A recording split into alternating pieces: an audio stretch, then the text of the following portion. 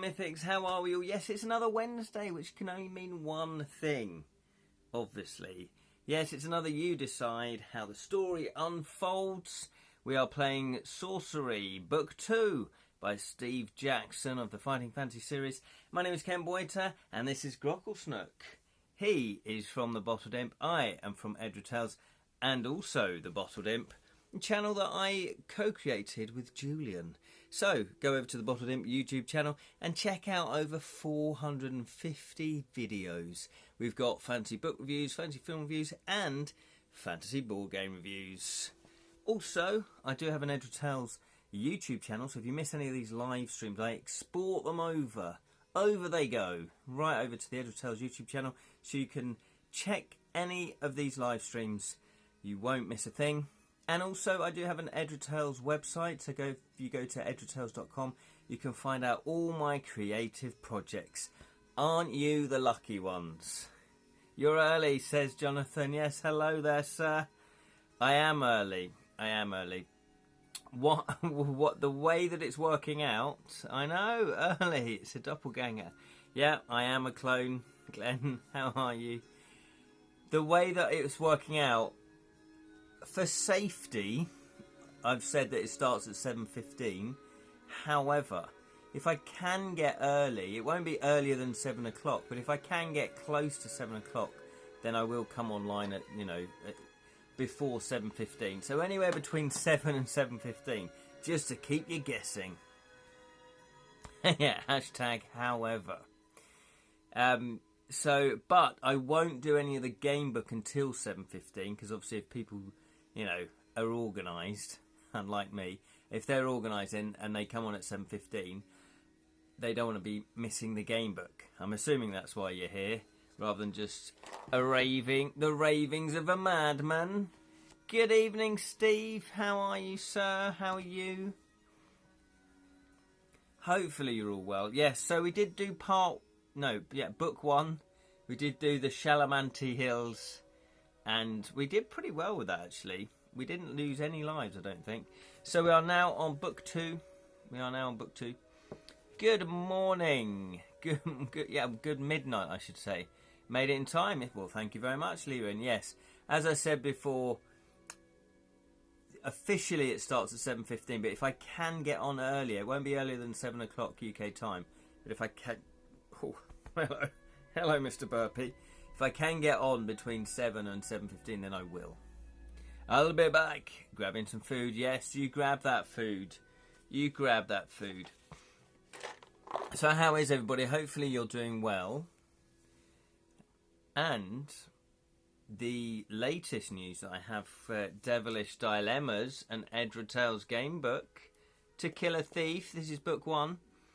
If you don't know already, I have all of the books back from the printers. So this is the hardback copy. Look at this. Look, that's just to prove it's just not empty pages. Oh, look at the spoilers. Look at the spoilers with the with the illustrations. That's the hardback. Then we have the paperback. We've got the paperback. Ooh, mama. It's like Russian roulette. Look at the way that the little filler illustrations have come out. Yes, thank you, Glenn. Yeah. Tequila Thief. Tequila Thief, the Ibiza edition. Has anybody done that? A game book in Ibiza? Which club do you want to go to next? Do you want to go to the one with the foam, or do you want to go to the one with tequilas? Or would you rather get a nice quiet evening and just read a book at home? book in your hotel room. I did have a lovely time in Ibiza, I must admit, when I went.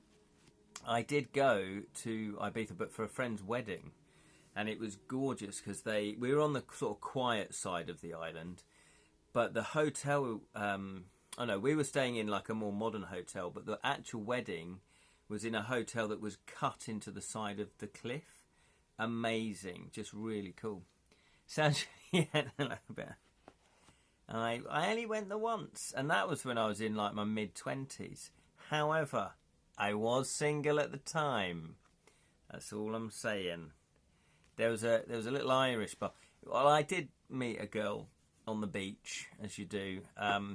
So, you know, had some holiday fun. What's wrong with that? Ken into house. Hello there, Spelsing. How are you, sir? How are you? Yeah, quiet IP. Yeah. Well, apparently there is a quieter side. I don't know. You know, it's still a hotbed of tourists. It's still tourist, but we'll use truffle biscuits to stimulate provision eating. I like the sound of that there, Fleerin. Did you meet her on the beach? Oh, matron. What did I say? Why have you repeated that? Yes. Oh, I see. I've just read your actual spelling. Come on, Jonathan. Come on. Meaty tubes. I meaty tubes. No, we can't get on that. She was a lovely lady. Girl on the beach was... Wish I'd never said this. See what's happened? Grocklesnook. See what's happened? They've turned. They've changed. You lot have changed. We used to be so polite and civil towards each other. Catch up, yeah, exactly. Meeting the Bond girl by the Seaside like George Lazenby version. Yeah, exactly, the one that wanted to get away from me. No, this never happened to the other fella. Yeah, where's Sally? I know, where is Sally? Shh, no more talk of this when Sally comes on.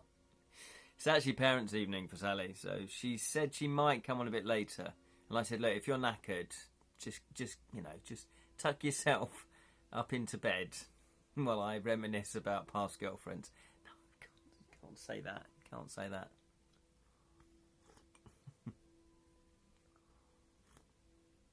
Well, this was more of a holiday romance. Holiday romance. Okay, well, there we go. So, yes, so the... Jonathan, are you sure you shouldn't be at parents' evening with the girl from the beach? Come on. What are you saying? I think she was younger than me, but not that young. One more spell line. Good thing I have the street corner numbers we have yet to explore written on the map. Oh, fantastically, Rin. Excellent. Yeah, let's get back to the plot. Let's get back to the actual book, shall we? Yeah, so good news. The only thing I'm waiting for now is the dice. And I've got a little bit of an update on the dice. We have changed slightly how we're going to do the dice. So my friend Hazel's doing the dice. And it's a massive learning curve for her. She's done immensely well. Her dice are fantastic, but we're trying to get the custom-made bit. So, where the 12 is, there's going to be the devil face. You know, my Devilish Dilemmas sort of devil icon. So where the 12 is on the dice, that's what's going to be there. However, we've had to change how we're doing it. Because I thought initially we could have like it indentated like the numbers are. However, that's proved very tricky to do. So what we're going to do is, I'm going to order some transfers, because I remembered your Cthulhu dice actually. Let's have a look at your Cthulhu dice, Jonathan. Oh no, yours are engraved. So Jonathan, just as a question, are yours actually engraved? Are they grooved into your dice? Or are they actually a transfer? Made it this week. Hello there, Lee. How are you, sir? Beach ladies, damn. Yeah, Julie, you'll have to watch the beginning of the show. Yeah, I'm not going over that one. Not missed a thing apart from some beach ladies. Hello there, Julian. Hello there, Lee. Yes, they are engraved. Oh, they are engraved. Wow. Well, that's really good engraving, isn't it? Because that's such a detailed image. So they're engraved. Okay. So what Hazel said was... Well, I said, well, maybe we could just... Because I thought these were like a transfer. So I said, well, maybe we could get a transfer and put it on. Because I thought these were transfers. Oh, yeah, these are engraved as well, aren't they? So she said, yes, that can work. Because what she's going to do, and bear with me, these are the technical lovers, she's going to make smaller dice that are blank everywhere on each side, yeah? Then she'll put the transfer of the devil face on the where the 12 would be. She'll put that in another mould that has the numbers on, yeah, sticking out. Then she's going to pour a thin layer of resin into that mould to make it the actual dice size that it's going to be, but it coats the transfer and makes the numbers. So the transfer won't be rub-offable. You try saying that after a few ciders. It's going to be under a thin layer of acrylic, like the rest of the dice. So that's what we're going to do. Well, that's what she's going to do anyway. So I'm going to tonight order the transfers, and then she's going to put them on. So there you go. So they are handmade. These are handmade dice. I don't know how factories do it, you know, like board game manufacturers do it.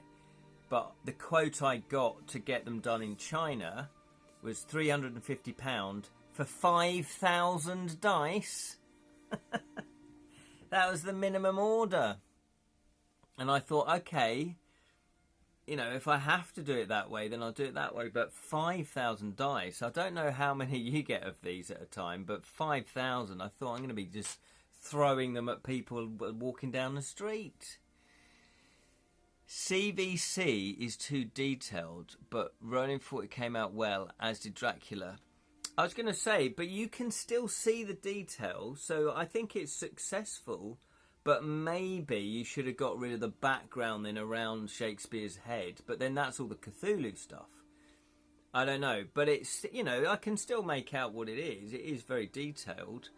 The same with the Fighting Fantasy Shield. But I think, so with mine, because mine's a very simple shape, I thought, oh, that's a good shape that you should recognise. Glenn's put, I'll have a few hundred. That's the thing, I'd be like selling them or giving them away for years. Bada bing, bada boom, Lord Zods is in the house. Libyan Spirit, with 5,000 dice, we'll be making blackjacks for gamers who want to moonlight as assassins. Exactly. And I thought, well, if I've got no choice... And then I suddenly remember my friend makes resin, you know, objects that she sells. And she's very good at it. So I said to her, have you ever made any dice? And she went, well, funny you should say that, because I've seen these moulds, and they're all different-sided dice, and I don't really know why anyone would buy them. And I went, hold my beer. They're D&D dice, and you'll probably sell loads if you were to make them. Are we on the beach yet? Not yet, Glenn. Although... it is tempting. Throwing dice at the bride and grew my confetti. That would be a good one, yeah. If you got married, if you were like D&D nerds and you got married. Ow, ow. Especially the sharp dice or metal D&D dice. Okay, anyway, enough tomfoolery and buffoonery. Let's crack on. Oh, by the way, this one's for Jonathan. I'm reading another railway detective novel, Tragedy at the Branch Line. Oh, just a couple of chapters in. Oh yeah, loving it. I've just finished a Lovejoy novel, by the way. Another Lovejoy. Good old Lovejoy.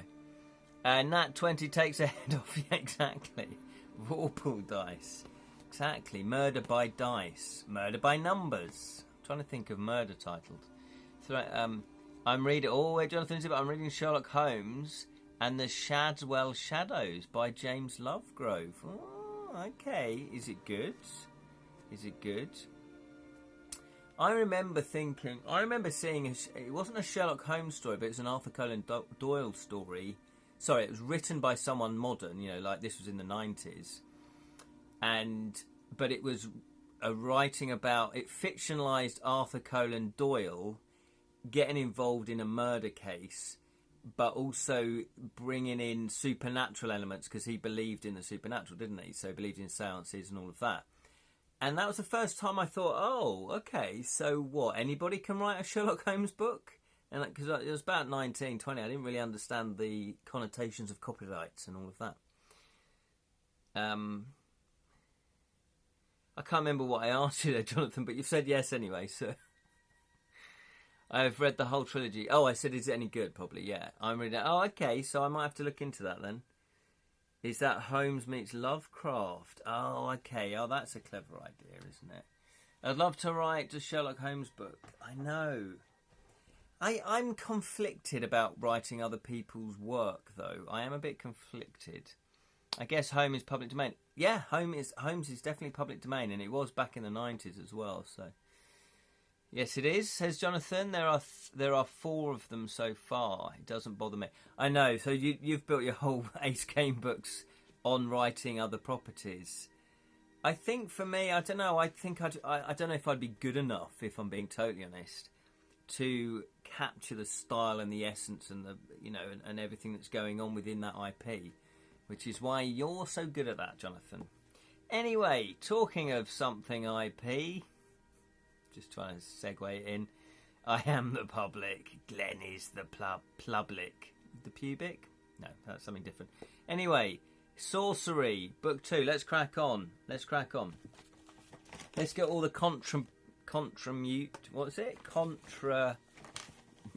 contraband? No, was it contramutants? What's that word I'm trying to get? Come on, write it in the chat. I can see it in my head, but I can't say it. Ergo sum republicus. Contraflexure? I don't know what that is. May your stamina never fail. May you stammer and never fail. So, we've got the big giant adventure sheet. We are on skill 7. Stamina on 15 out of 19. And we are on 11 luck out of 12. So our stats are pretty healthy. Contramutants. No, come on, you know what it is. Like extra stuff. Come on, Jonathan. Don't let me down. Can't say it. So, what the hell happened last time?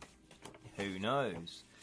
I am technically, says Steve, reading contramutants. No, contradiction. No, not contradiction. It's like when you've got extra stuff, objects. You've got objects, and it's like these are my contramutants for my job. They're like, I can't say it. Where's Sally when I need her? Steve has said, I'm technically reading Sherlock Holmes and the Highgate Horrors, but haven't touched it since September. No, December. What's the matter with me?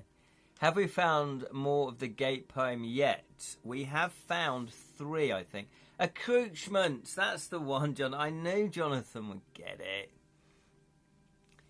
How the hell do you pronounce that? Accoutrements. How have I made it this far into my adult life without people laughing at me?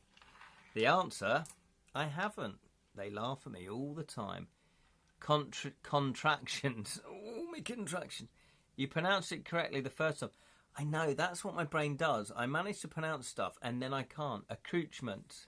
Is that it? Accoutrements. I think that's it.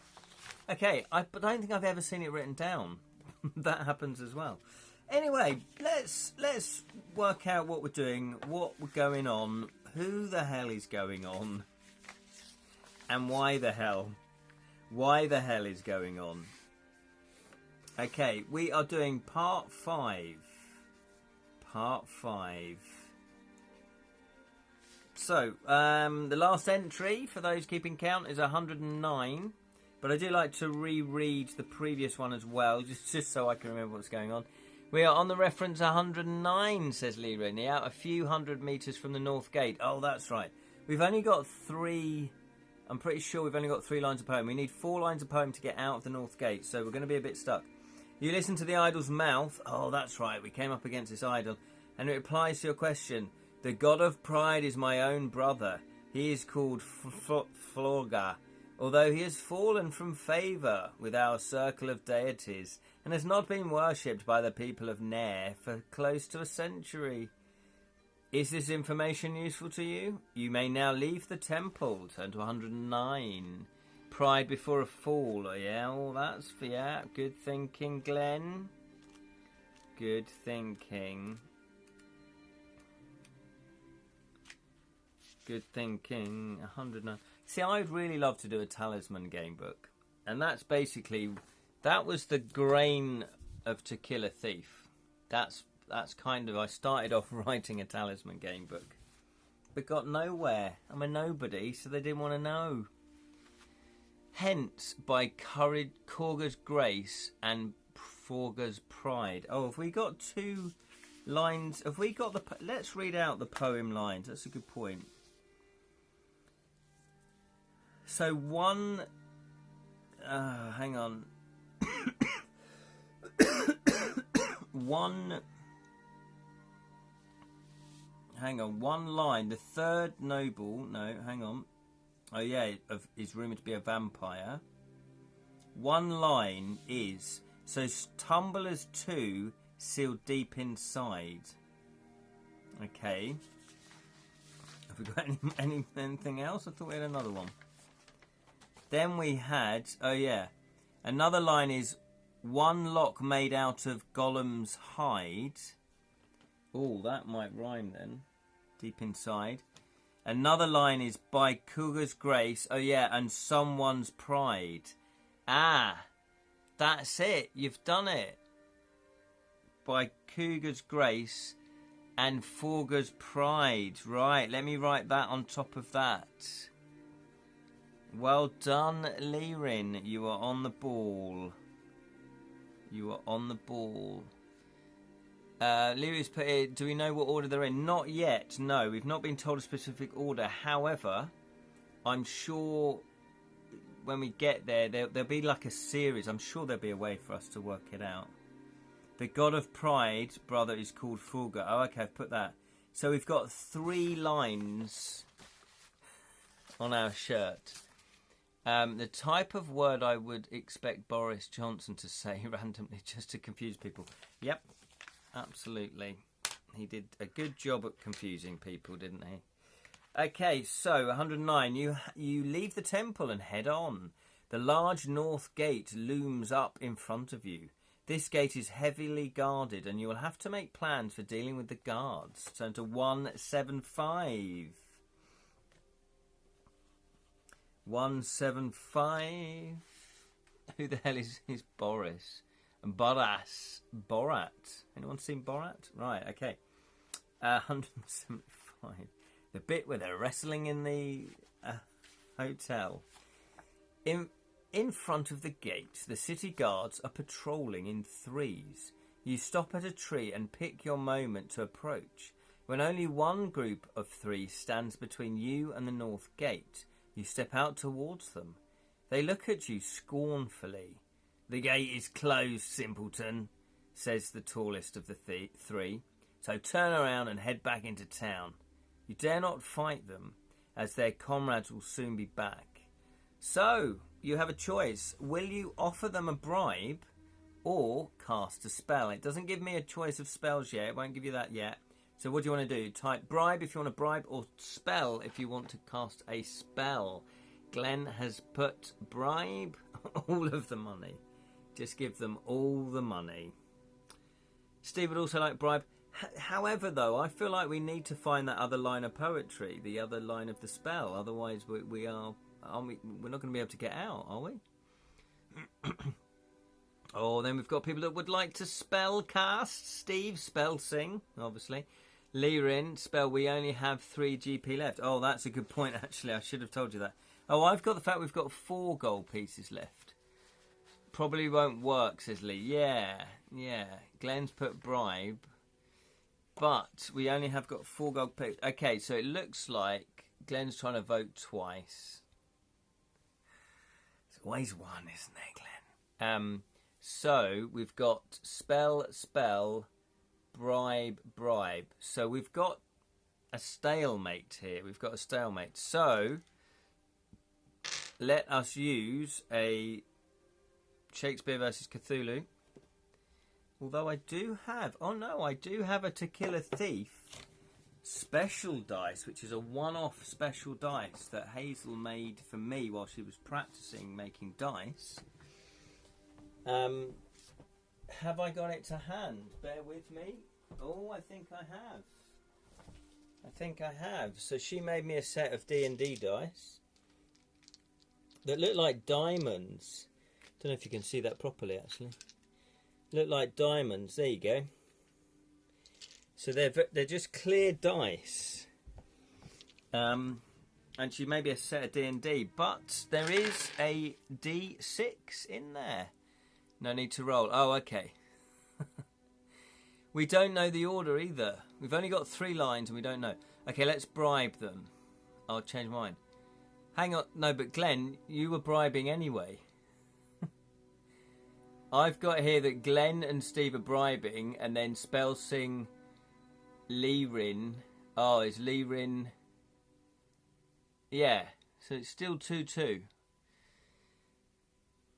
So if we look... She's put the actual goblin's head in the middle of it. So, you know, that's pretty cool.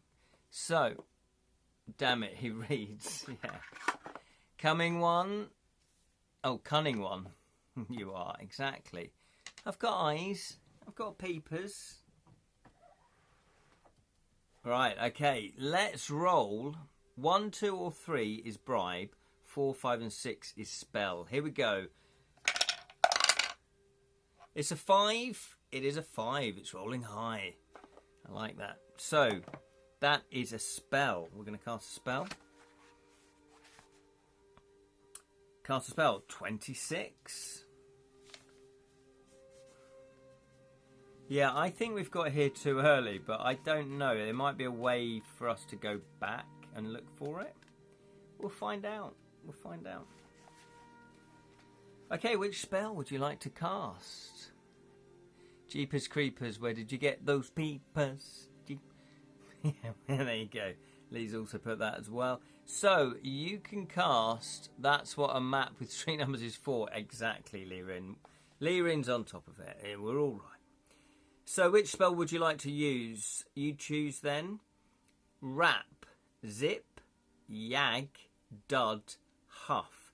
So, Rap is R-A-P, Zip is Z-I-P, Yag is Y-A-G, Dud is D-U-D, and Huff is H-U-F.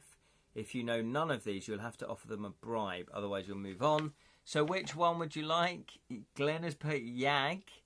Do we know what Yag actually does? Or are you just completely guessing? The John Barnes rap, yeah. You got to move and shake and do the right... I don't know that rap.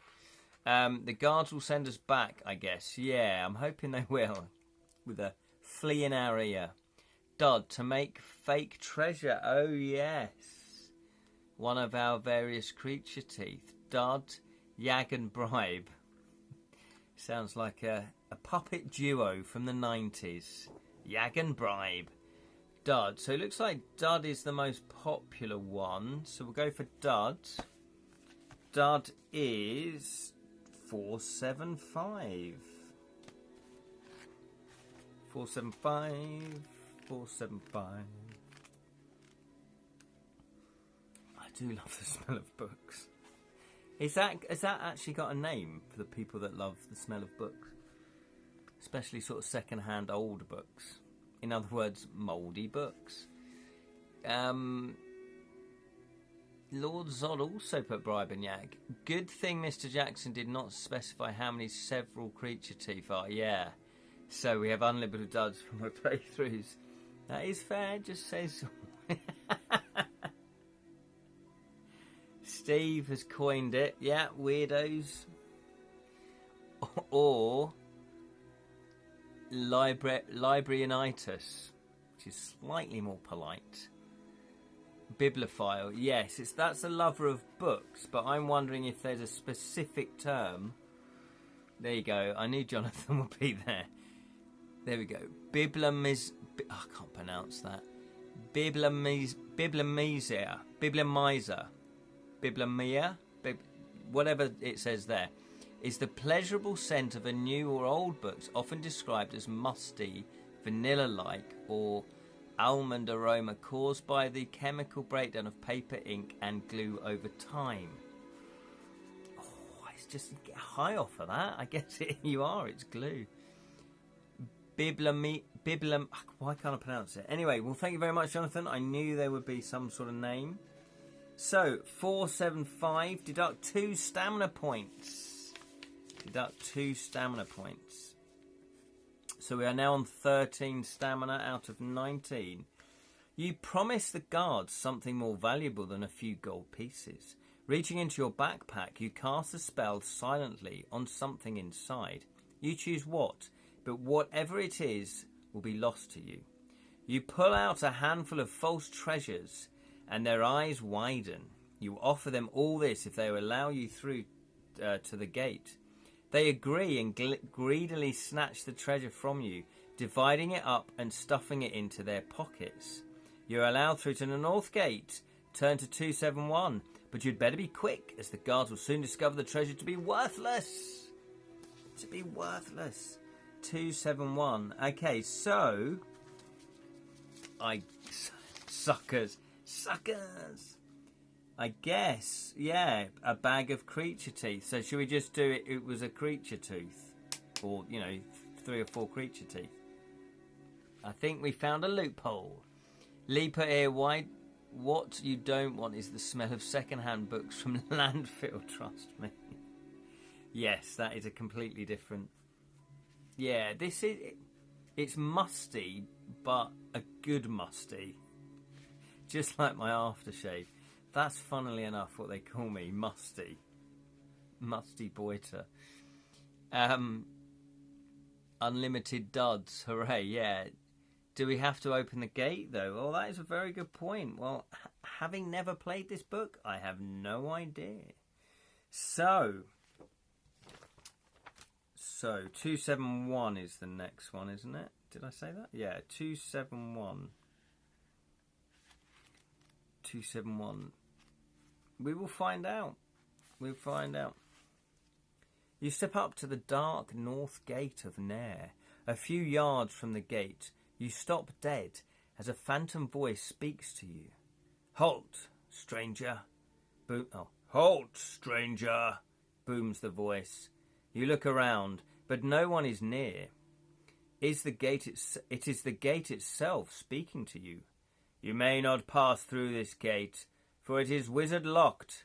If you do not know the unlocking spell, your next step forward will mean your instant death. Do you know the 4 lines of the spell, which will open the gate? If you do, arrange them in the correct order and speak them at the gate.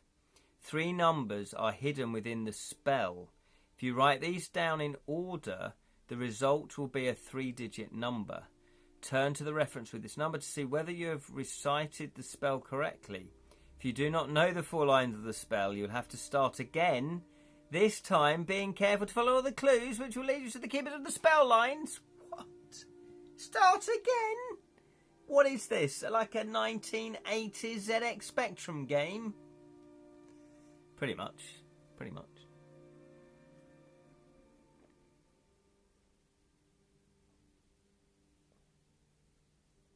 Well, there we have our answer. Halt, I am Reaptal. What's that, Reaptal? Let's go to... Right, this is where Lerin, the map master, comes in handy here. Let's go to street number 144. This time turning right is before the river. Okay. Ooh, that was harsh, though. That was harsh. But we do know there are numbers, so that's how we get the order. So at least we know there are numbers hidden within the poetry lines. So,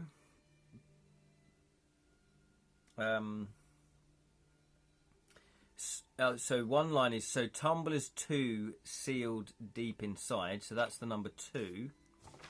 I'll write that up here, actually, number 2. I don't know how you get the order, though. There must be some ways we get the order. By Khara's grace and Forga's pride. So there's no number in that one. Also, God of Grace, 1 clue to the left. Okay, that one. Then 1 lock made out of Gollum's hide. So that's 1. And then also the line couplet for sleeping of this. Hang on. For sleeping of the sleepless ram, seek out the one they call the sham. So there's a 1. So is it 1, 2, 1? I don't know what the actual order is. I'll go 1. 2, 3, 4. Yes, there is. Oh, Forger's Pride. He's called, of course. But there's only 3. It's a 3-digit one, though. Oh, of course, Forger's. Is there another clue, then, that's like that? Gollum's hide. 1 lock made out. Mr. Jackson. Yes, there is. Forger's Pride. Yes, he's called Forger. Yeah, well done, everybody. When we have the 4th line, we'll return to 271. Is that what it is? 1, 2, 3, 4. We're missing 3.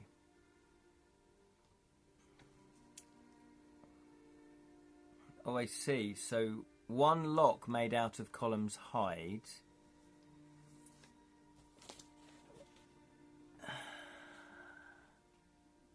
But then it says, for sleeping to the sleepiest ram, seek out the one they call sham. So that's 1 lock and 1. So that's 1, 1. And then by Cougar's grace. By Cougar's grace. And Forgar's pride. So that's 4. This is meant for children. I can't even crack this. Right, so Lirin suggests that we go back to... Where did you say we go back to? Hang on. Let me find it. 271. Okay.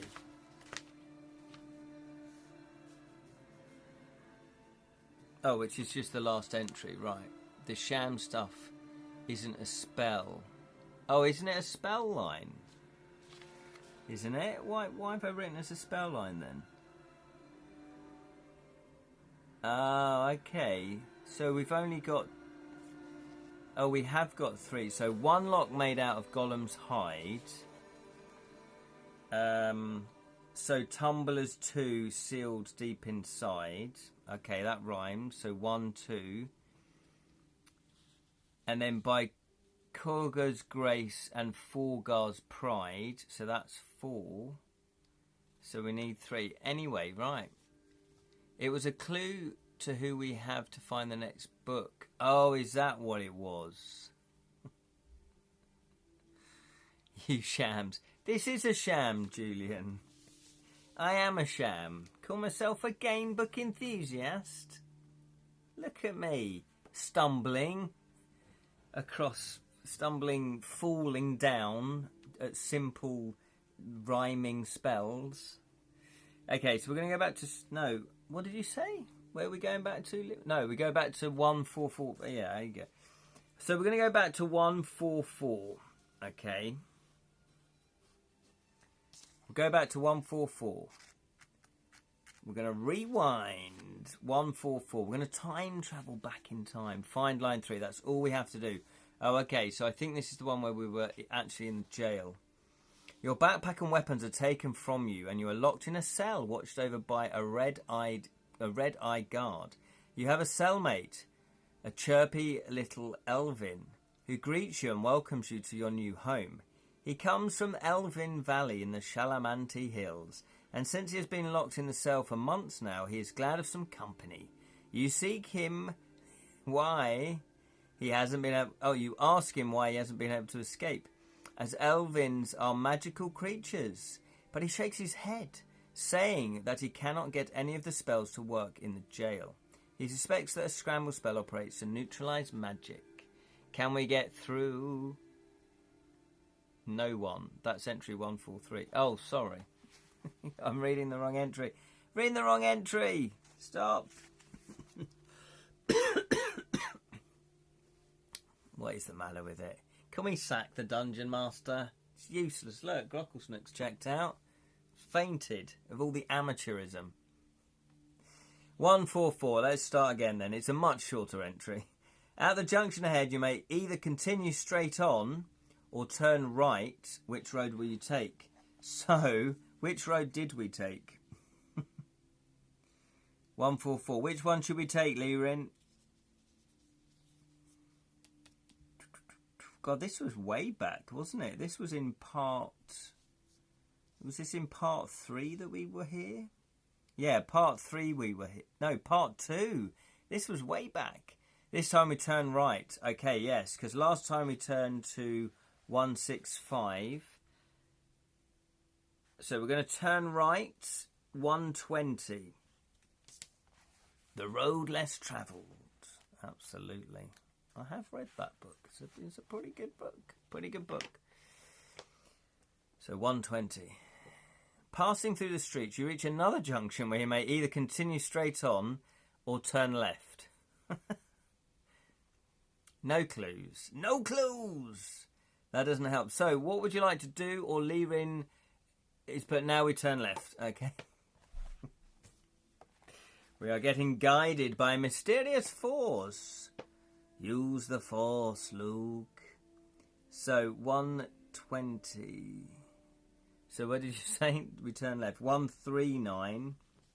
By the way, where's Jam? Hope Jam's alright. Has anybody seen the new cover that for Jam's new book from Savage Realms? It looks really good. What's it? The something of caves? The caves of something or other?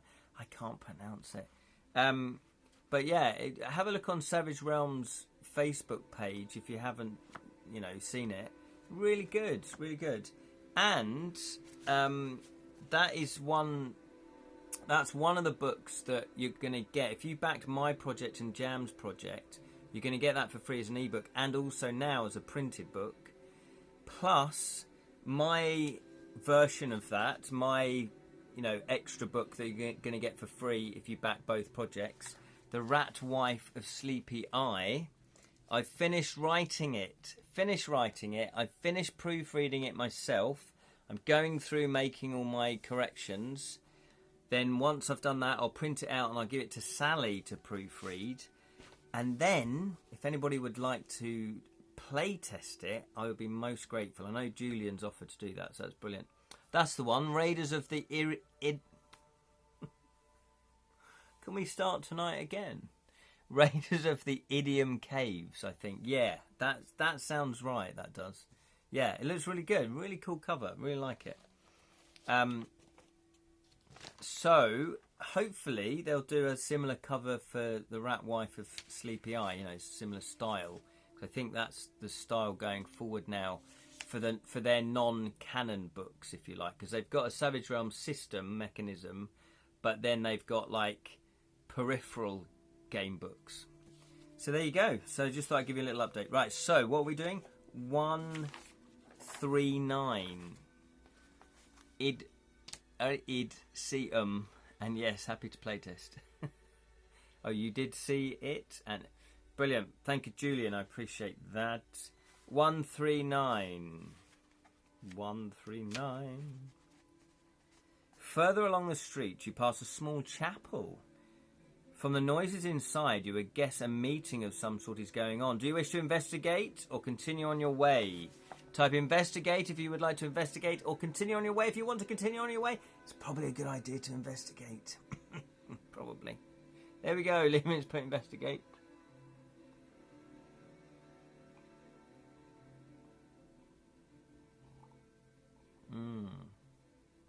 Still hot. Still hot tea.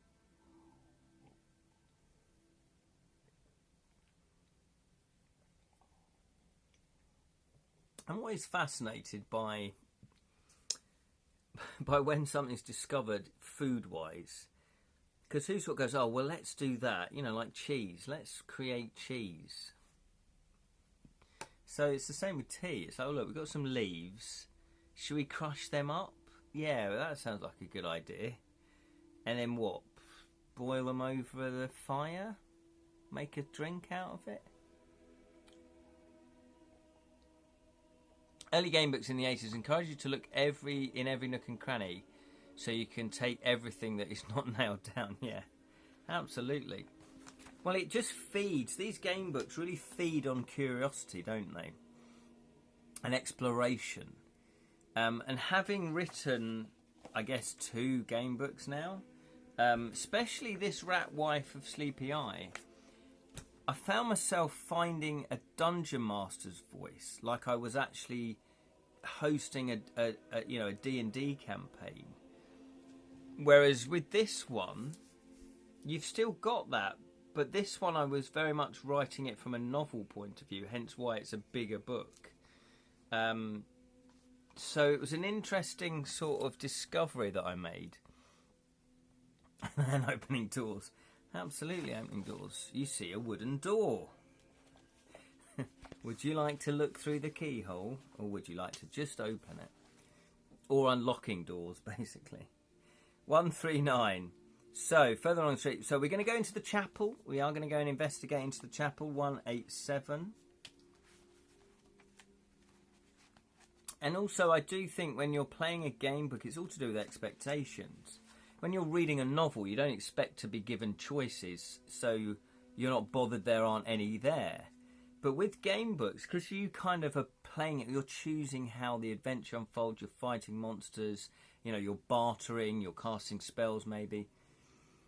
You kind of, there's that doing side, you're doing the action. So you kind of want to get to those choices relatively quickly, I guess. You step into the chapel as a woman. What? You step into the chapel as a woman and her child are leaving. Oh, okay. You don't step into the chapel as a woman. You step into the chapel as a woman and her child are leaving. He really is a holy man, mother, the little one is saying. Salen's brother, the lame one, answered his questions and his leg was behealed. He ran for the first time in his life. You are intrigued and you enter the meeting hall. A large number of children and adults are sitting on the floor. At one end, on a platform, is a grey-haired man in white robes talking to the crowd. Does anyone else wish to take the test of slang? Slang? He asks. If you can answer my question, he will grant you any wish. If you cannot, you must renounce your own god and worship slang, the god of malice. Ooh, I think we've walked into a cult. You know, they're quite open-minded in there. Yeah, absolutely. Absolutely. And why not? There you go. Another fantastic illustration by John Blanche. Look at these. Imagine as an illustrator getting a gig like Fighting Fantasy. It would be fantastic, wouldn't it? It's great on your career, on your CV. Okay, so there you go. Look at that. They're all looking at the white-haired man or the grey-haired man. Who's he think he is? A bridge keeper? Yeah, he clearly is a bridge keeper. So, do you wish to take up this challenge? So, you can type yes to take up the challenge or no to not take up the challenge and leave the chapel. Yes, S-L-A-N-G-G.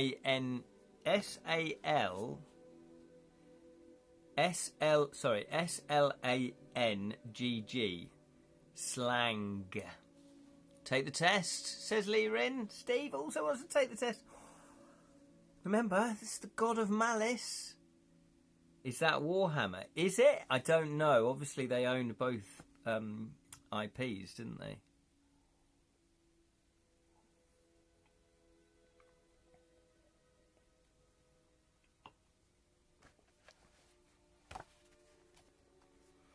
Okay, we've got 2 for take the test. It looks like 2 people want to take the test. You've got to answer the question. Who knows what it's going to be about? 156. Slan in Warhammer are the race of old toads who created the lizard men. I like it. Yes, says Lee. He also wants to take the test. Testing me. Is that the jam? Town called Malice. It's a town called Malice. Who are Malice? Who the flip is Malice? There we go. Okay, 156. Where's Martha? Where's Jam? If you're watching this on playback, hello. Hope you're doing well. 156. Where's Smile as well? Where's Smiles? Malice in Chains. That's another one. You raise your hand and accept his challenge. "And who is your god, stranger?" asked the priest. "You tell him, Libra, the goddess of justice." Oh no, you tell him, "Libra, the goddess of justice." "I know nothing of her," he says.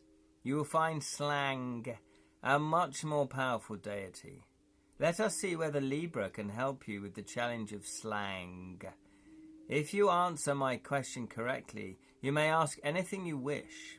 But if you cannot, you must renounce Libra and become a follower of Slang. Do you agree?"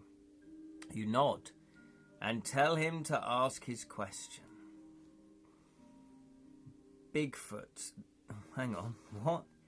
Bigfoot the Elder walked south for 3 furlongs sowing oats, then east for 2 furlongs sowing corn, then north another 5 furlongs sowing wheat, and finally southwest for 4 furlongs sowing hay. Have you got that? Are you ready for the question? When you are ready, turn to 301. Okay, so has anybody remembered what I've just said? Bigfoot the Elder walked south for 3 furlongs. Is anybody writing this down? Sowing oats. Was that not the question? No, that's just the fluffer.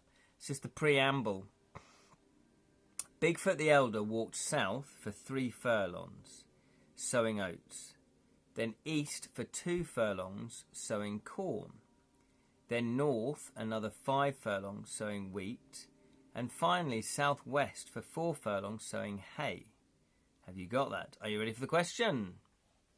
So, are we ready for the question? 301. 301. 301. I got as far as that he's called Bigfoot. Yeah, you lost me at Bigfoot, mate. Sorry. I know. It's a little riddle. I've done the old finger in the entry trick. Malice in Wonderland. Malice through the Looking Glass. Malice's Nightmare in Wonderland. The question is, I've always used to say that Who Wants to Be a Millionaire was technically the first question before you even got on the game show. Yeah, that's a good point. It's a good point. The question is, and here the priest pauses for effect. It really is. It's Tennant. What's his name? I've forgotten his name. Chris Tennant. No, Chris. I'm getting old. Chris. I've forgotten the guy's name. Tarrant, that was it. Oh, I did say it right. Chris Tarrant. He did Tiswas, didn't he, all those years ago? Tarrant, says Jonathan. What time of day was the farmer born? He used to live in Reading as well. Oh, there we go. He's a Reading boy. He used to be a teacher. I think he was a teacher. He started out as a teacher. The question is, okay. The question is, and the priest pauses for effect. The tension mounts in his audience. Chris, we don't want to give you that, says Tarrant. The question is, what was his favourite colour? Yeah, why am I called Bigfoot?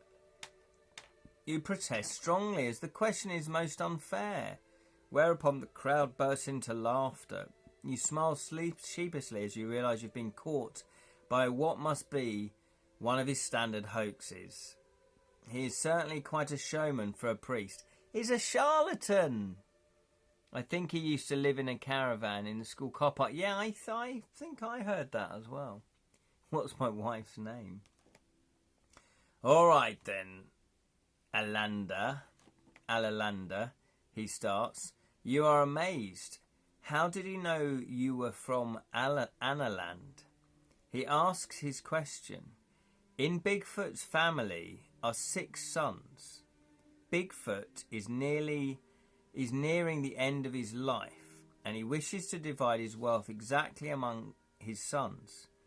He gives 5 gold pieces to his second youngest, 13 gold pieces to his eldest, and 9 to the 4th youngest.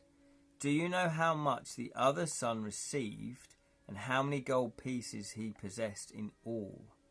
Think carefully about your answer. When you've decided, call out your answer and turn to the reference coordinates to that number. Oh, do I look Alandalandish?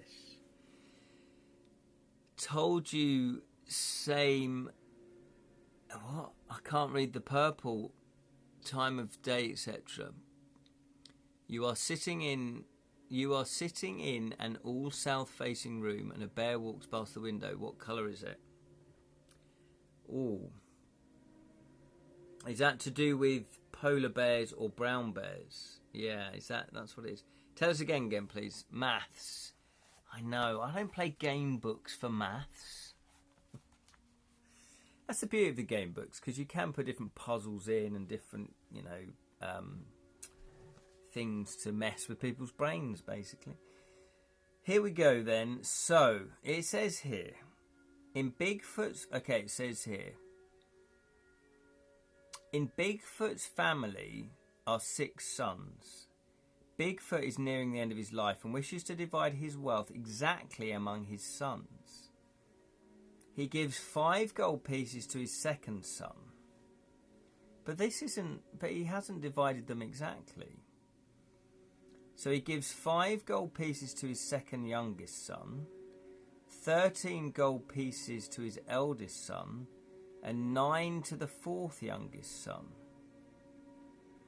So we've got the eldest, the second youngest, so it's the second eldest is the one that we're missing. He gives 5 gold pieces to his second youngest son. His second youngest son. So that's the one up.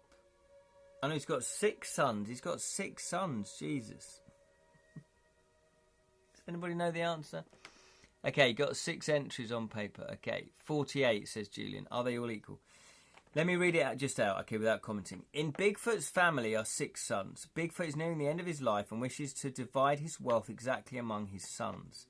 He gives 5 gold pieces to his second youngest son, 13 gold pieces to his eldest, and 9 to the 4th youngest son. Do you know how much the other sons received and how many gold pieces he possessed in all? So there's 3 sons that were missing. Think carefully about your answer. When you've decided, call out your answer and turn to the reference corresponding to the number.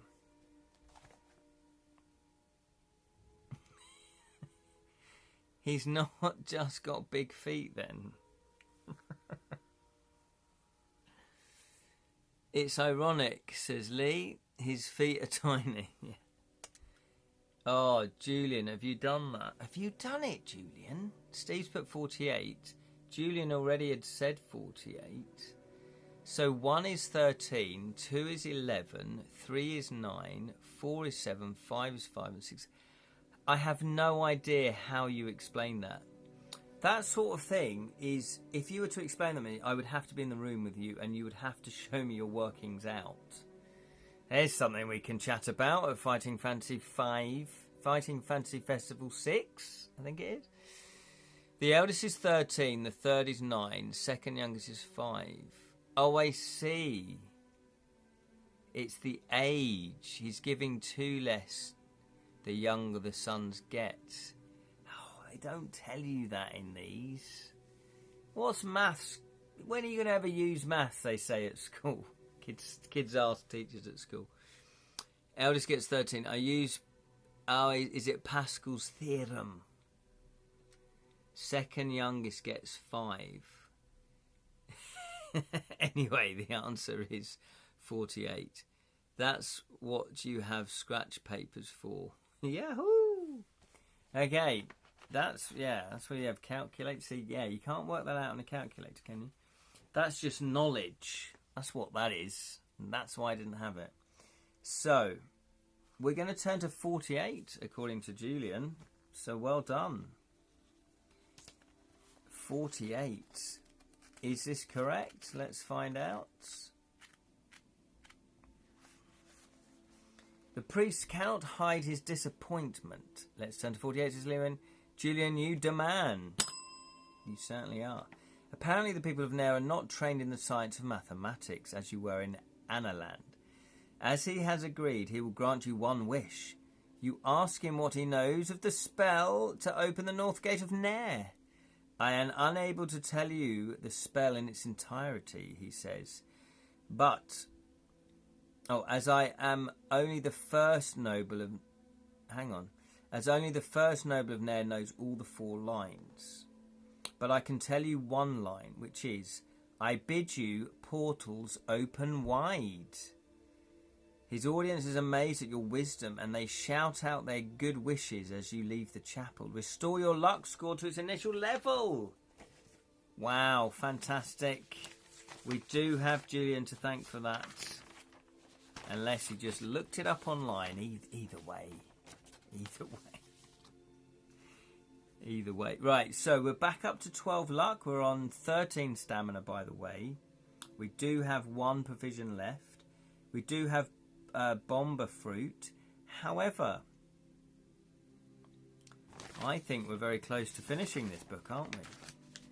So, let's have a look. 48. Oh, what was I going to write down? I was going to write down the actual spell line, wasn't I? Okay, because that would be foolish if we didn't do that. So, entry... what was it? 48. The line is... So, it's not a numbered line, this is. I bid you portals open wide. So, I bid you portals...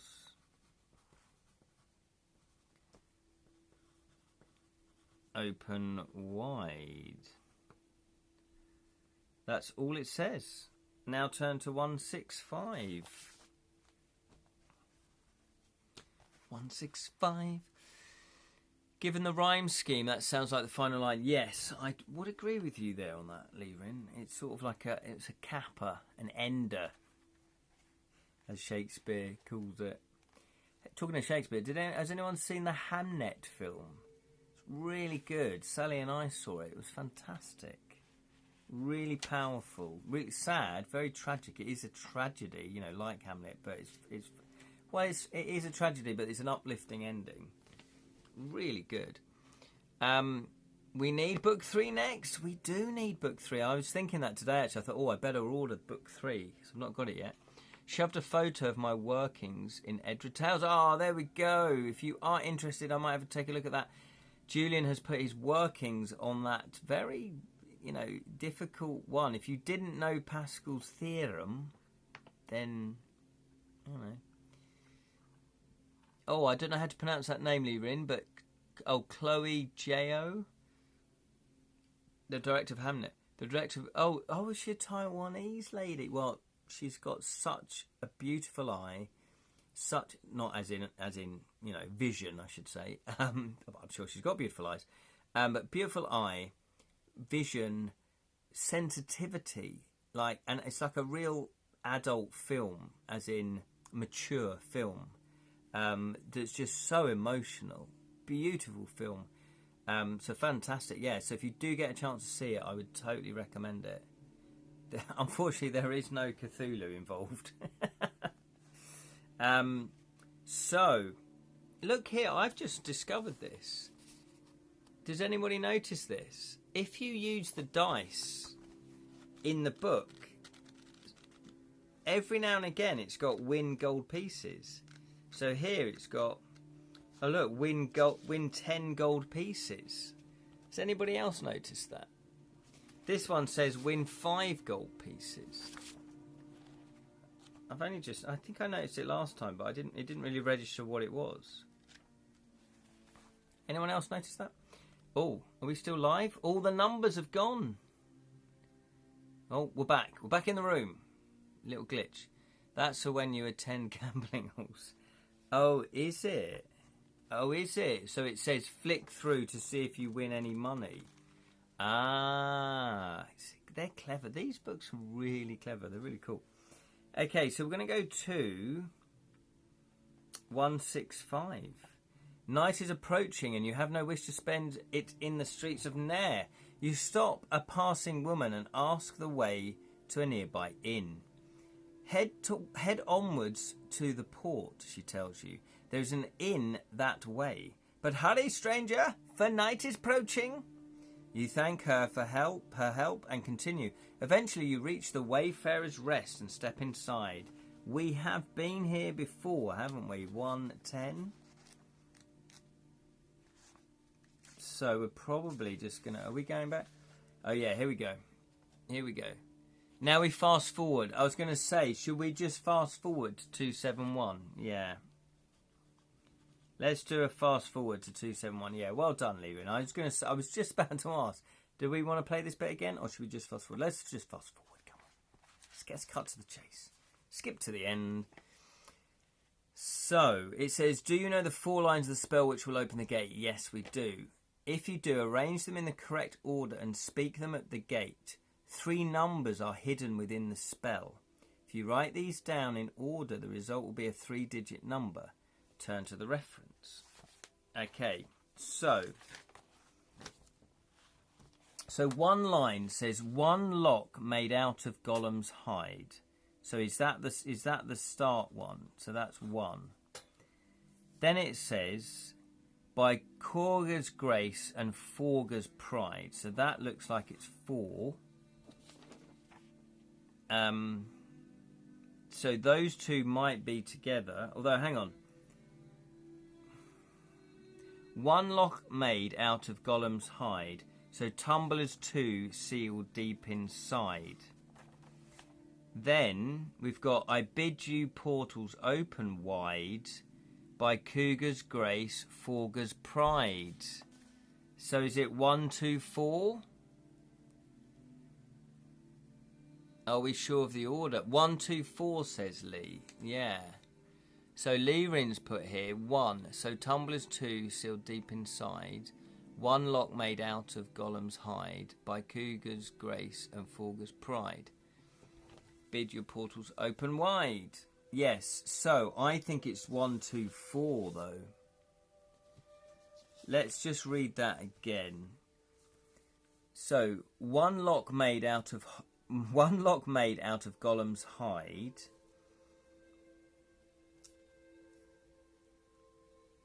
Then it says, so Tumblr's 2 sealed deep inside. By Khorga's grace and Forga's pride, I bid you portals open wide. No, that's 214. 214.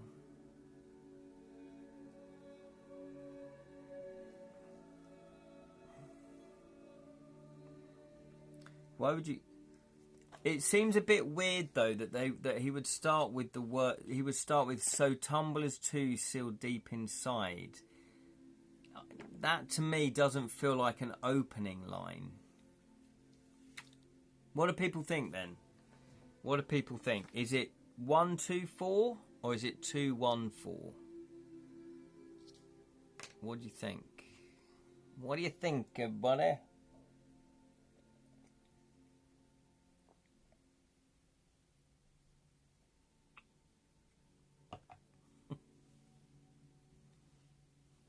Anybody got a thought? Come on, you dungeoneers.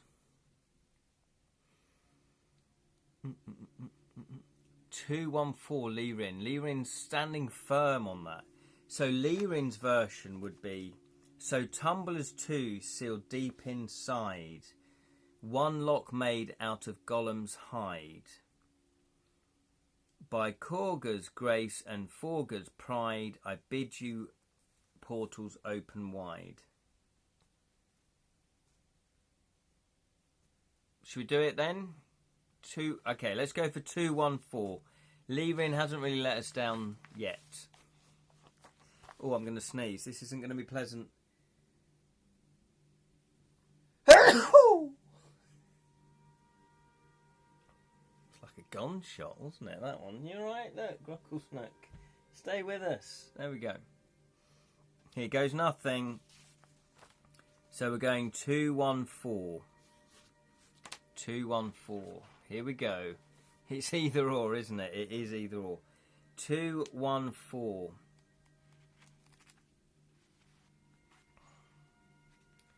214.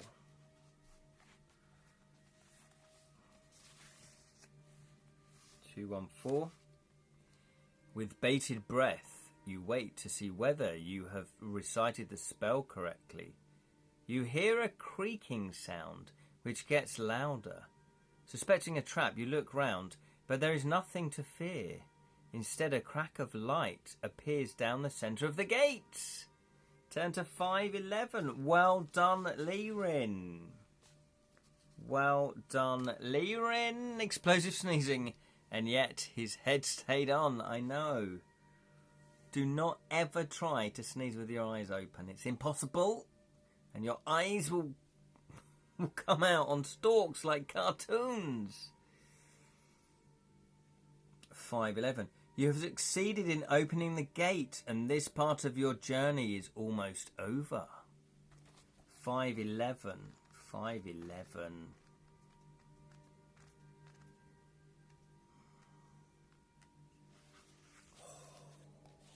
Look at this.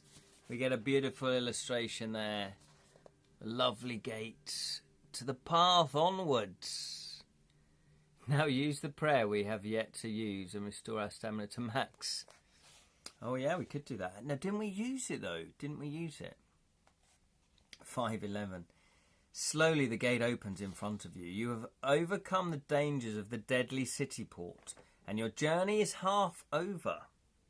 Through the gate, you can see the vast expanse of the backlands laid before you. The great plains of Badu Bak are the next stage of your mission, and your experience so far will be invaluable in guiding you through the Lake Likita. You remember the words of the Sightmaster Sergeant as you left the outpost settlement. From there, you must cross the backlands, which are unknown. It is said that day and night in the backlands are controlled not by the sun, but by supernatural forces. From there onwards, your progress will be watched. The clicking of armour behind you snaps you out of your thoughts. The guards must be returning. Casting a final glance back, you'd pretty much leg it. Casting a final glance back at the city, you step through the gate. Ahead of you, dark clouds are heavy in the sky. You are now in the backlands.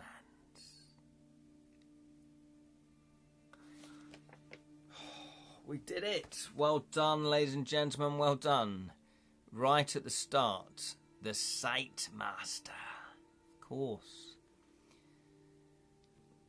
To get out of Red Eye Jail. What's it say? Yeah. Leaving, but we have yet to pray once in the hills or the city. Have we really? Oh, okay. To get. Oh no, yeah. I thought we did though. To get out of the Red Eye Jail. I'm pretty sure we did, didn't we? I'm pretty sure we did. Wonders if anyone has set an explosion on entry 911. Ooh, in any game book. We'll talk better of it. Well, I don't know how many game books are on 911 entries. That's a pretty big game book. But I mean, if they have done it, they might not have done it on purpose though. Spell seems, but oh yeah, book 3, here we come. Well done, everybody. Yes, well done. Backlands is desert. I believe it is desert, isn't it?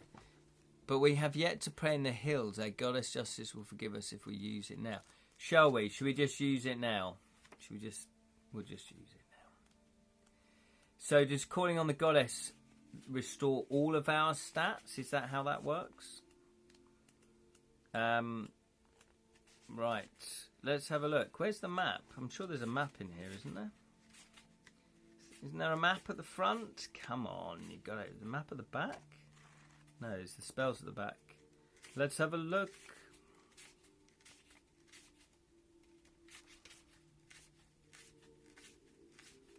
Oh, I thought there was a map. Oh, there is a map, yes. So, yeah, we have kind of now, we've just left here. We're now kind of going across here, aren't we? Somewhere. We're going to get somewhere. I'm not sure where we need to get to, but we need to get to sort of over here, I think. Ken has to buy book 3. I do have to buy book 3. And what I'm going to do, though, like a clever sausage, is buy book 3 and 4 at the same time. Full stamina. Okay, so we're going to call upon the goddess. Oh, I've got it printed out here, haven't I? Yes, there it is. There it is. There's a bigger version for you. There we go. So, we are back on to full stamina. It is once per book, once per adventure. I think it... I don't know. Once per book seems fine. Once the whole adventure, once per 4 books is quite tough, I think. So, yes, we are now back up to 19, which is fantastic. We are on skill 7, but we are a wizard, so we've got the ability to cast spells. So we're not obviously going to be as strong as a warrior, but we are on... we're back up to 19 stamina, 12 luck, which is fantastic. We've got 4 gold pieces, we've got 1 provision, and we've got a bundle of items. Remember, next time, before Adventure Reference 3, Reference 1, we turn to entry 130 to see what Serpent Ring does. Oh, okay. Okay, well, if you could remind us, Lyrin, that'd be fantastic. I think we're heading for citadels in the mountain, is that right? Is the Citadel of Chaos... Yeah. That would be cool, the Citadel of Chaos. What a great name. That is a great name for a game book. It's just, it's brilliant. They really knew how to name the books, didn't they? Let's have a look at the goddess then. Let's have a look. The deity, just to remind ourselves. Let's have a look. Where's that going to be? How to use magic. Oh, the goddess, Libra. During your adventure, you will be watched over by your own goddess, Libra. If the going gets tough, you may call for her aid, but she will only help you once in each adventure. So it is each book. Once you have called on her help in there, she will not listen to you again until you reach the backlands. Right, okay, so Lyrin was like, yeah, let's do it now, because we're going to waste it otherwise. Yeah, so... she can help you in 3 ways. You may call her at any time to restore your skill, stamina, and luck scores to initial values. It's not a given option, but you just do it. Escape. Occasionally, when you're in danger, the text will say, "Do you want to use her, call upon her to escape?" Removal of curses and diseases. Now, we've not been cursed yet or got any diseases, so that's good to know, isn't it? A clean bill of health. So there we are. That is book 2, Nair, City Board of Traps. Another classic. They're really enjoyable, these fighting fancy books, aren't they? Shame, we keep plummeting from the tower in that book. What's that? Oh, the certificate. Yeah. Leave but if it ain't broke, Steve doesn't fix it. No, absolutely. Honestly, what a brilliant sort of story. Steve Jackson and Ian Livingstone. What an amazing... pair they were, and all the people that worked at Games Workshop, all the illustrators, all the backroom staff, I guess, the people that fulfilled orders, the play testers, the copy editors, the typesetters, everybody involved at Games Workshop. What I guess at the time they probably didn't realise what they were creating. What a monumental sort of company they were creating. So there you go. So fantastic. We'll redraw the map properly in pencil and then refine it in Photoshop when I have access to it. Oh, Lyrin, you don't have to do that, but if you do want to do that, that would be fantastic. Always happy to see your maps, Lyrin. Thank you so much. What is the time then? Okay, so it's coming up for 8:30. Brilliant. That's great timing. I was going to say something else, but I've forgotten. Oh yeah, I'm going to try and do more book fairs this year, if I can. So, obviously I've got To Kill a Thief, which is the big book that's coming out this year, isn't it? Once I get the dice sorted, which I'm hoping will be in the next week or so, Then in March, I'm going to send everybody, any backer, you know, all you lovely backers, all your rewards. You should have already had your digital downloads, you know, the digital wallpapers and the digital audio stories. If you missed the link, as in it expired, because it, you know, I've done WeTransfer, just pop me an email and just say, Ken, I've been an idiot, I didn't download it quick enough, can you send it again? And I'm happy to do that. I've had, you know, about 5 or 6 people do that. I'm happy to send that again. So everybody's got their digital stuff. The ebook, I did remember last week, I was like, oh yeah, I do need to do an ebook. So, which is very easy though, because I've typeset the book anyway. So the ebook is going to be a PDF, and it's going to be a PUB, I think it is, for the Kindles. So book 4 is 800 references. Is it really? Okay, Lirin, thank you very much, Lirin. Take care. Appreciate all your help and you joining in this evening. Sleep well. Lee has put a book 4 is massive from what I recall. Is it? It's 800 references, says Spelsing. Now that is a doorstopper. Yeah, this is 407, but this is nearly 100,000 words. So I'm not sure if it's going to be 100,000 words.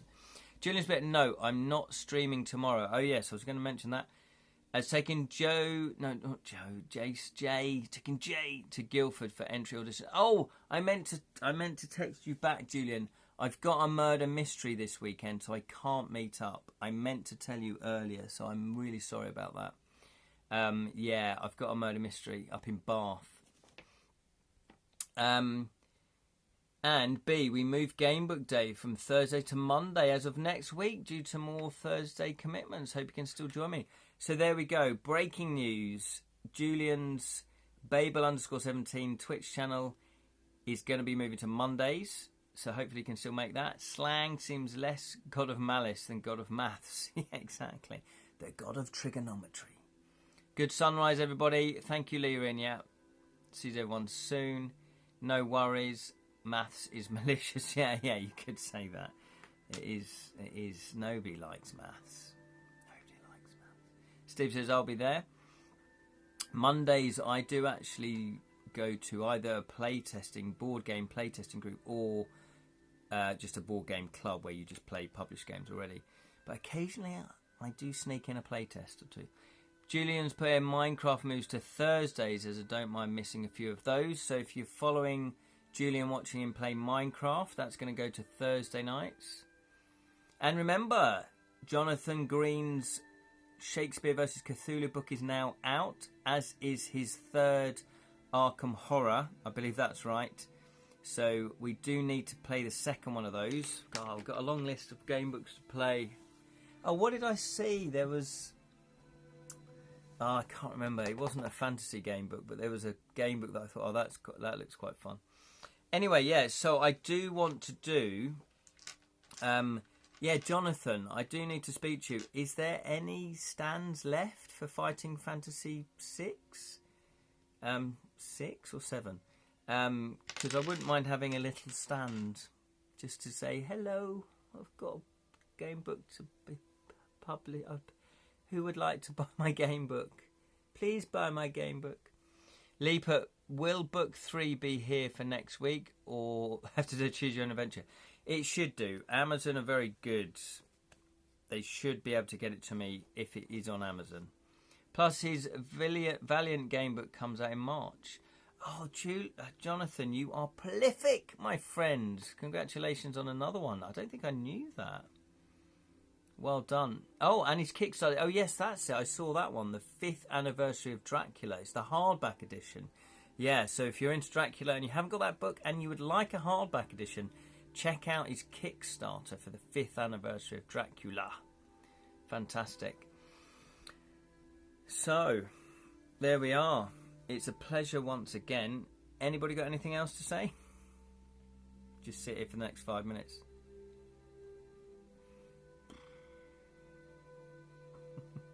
Hopefully that's not going to be the thumb. Yes, Saturday 10 a.m. is my next live stream. So it's Edra Scrolls, Rambling of the Storyteller. We'll be talking about creativity. We'll talk about your creative projects, talk about my creative projects, and we ramble on about other stuff as well. So many Kickstarters, so little money. I know. That's the thing. That's absolutely the thing. I do try to back as many as I can, but sometimes, money is tight. And I also say whenever I, launch a Kickstarter, use money that you can afford to spend. Don't use it like if it's your electricity money or, it's your food money. Only back my projects if you can afford to back them, Liran's, but so won't draw a map for the next book, but for the Lethal Book 4 I'll get a grid paper. Okay. You can tell that by now Steve Jackson and Ian Livingstone were well into the swing of doing these, and they're getting more ambitious, aren't they? I finished Fallout season, and it got me thinking of writing a hybrid Hex Crew and Gamebook. Oh, that sounds interesting. Hex Crawl, yeah. Where you kind of like Dungeons and Dragons, is that it? Where you have ranged attacks and stuff like that. Book 3 is linear and at times quite relaxing. Oh, a wilderness track, yeah, cool. These were the easy books. yeah. We didn't actually have too many problems, but I think that might be because Liran has played them before, and a few of them have played them before. Steve's put, is too good. We'll start next week when we get back. Yes, says Steve. I really like season 2 so much that I have started a rewatch of season 1. Fantastic. Well, there we go. We'll leave it there. Thank you so much for watching, for playing along, for commenting, to make this a wonderful live stream that it is. Appreciate your time as always. Well, thank you, Spellsing, for watching, and appreciate your comments. Thank you, Steve. Thank you, Julian. Thank you, Julian. I've said your name twice, so good. I named you twice. Thank you, Jonathan. Thank you, Lee. Thank you, Liran. Thank you, Steve. Thank you. Who else? Spellsing. Have I missed anyone out? I might have missed somebody out. Thank you, Lee. Thank you to anyone that just watched and then you didn't comment. You're more than welcome. But if you don't comment, I don't know who you are, but maybe you like that. Maybe you just like to watch. And if you have missed any of these live streams, as I say, I put all of them over onto the Edra Tales YouTube channel. Happy week, everyone. Thanks, Ken. Thanks, Ken. Also, little in the way of fights. Yes, not a lot of fights in this one. Not a lot of fights. In my Rat Wife game book, I've normally got it where you can do combat, but because you're a rat wife, you charm with your pipes. So I've got the option, if you don't want to go down the fighting route, that you can always charm them if you want to do that as well. So there you go. Nice little alternative. Anyway, nice one, ladies and gentlemen. And remember, may your thieving never be caught. Always with the plug-in. Always with the merch. Nice one, everybody. Take care. Nice one, everybody. Yeah, that makes sense. I'm going crazy. Cheers. Goodbye. Fa-ta-ta-ta. Ta-ta-ta-ta.